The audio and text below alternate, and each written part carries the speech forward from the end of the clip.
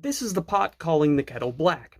That is a quote tweet by Minecraft YouTuber DanTDM, who says, and I quote, "What happened to YouTubers, man? I can't not say anything anymore. This is selling stuff for the sake of making money. Simple. How does this benefit their fans? This is selling crap to kids who don't know better than to trust people who are selling it to them. Do better." Dan made that tweet in response to another tweet saying that KSI, Logan Paul, and MrBeast were teaming up to make a Lunchables competitor they called Lunchables. Getting back to Dan's tweet, and before I go on and say anything negative about it, I just want to say that Dan is correct here. Of course he is. When he calls this stuff crap, that's actually a really mild take. Lunchables we've known for generations are crap. Feastables probably aren't going to be any better. When they give you that processed meat or cheeses, I highly, highly doubt that anything in there is going to be healthy for kids.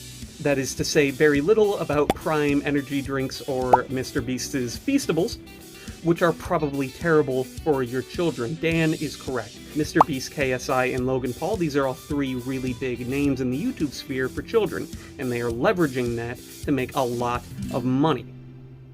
And that's where my criticism of Dan begins. When Dan says, this is selling stuff for the sake of making money, how does this benefit any of their fans? How do Tube Heroes toys benefit anyone? How does a $55 hoodie, how does a $30 t-shirt benefit your fans? The secret is that these don't benefit their fans at all. They exist to make money. And most big YouTubers do this. I guess you could say, oh, you get a lot of sentimental value out of these merch items. You can look at these vinyl figures and get warm and fuzzy feelings. You can wear these hoodies. These are clothes that you can put on your back. And that, I think, completely misses the point. And I guess if you want to go that route, I could just say that Feastables can be eaten. It benefits anybody that's hungry. And that's not what I think Dan meant when he made this tweet. He's probably talking about how does this benefit anyone in the sense that, is this a better alternative than Lunchables for kids?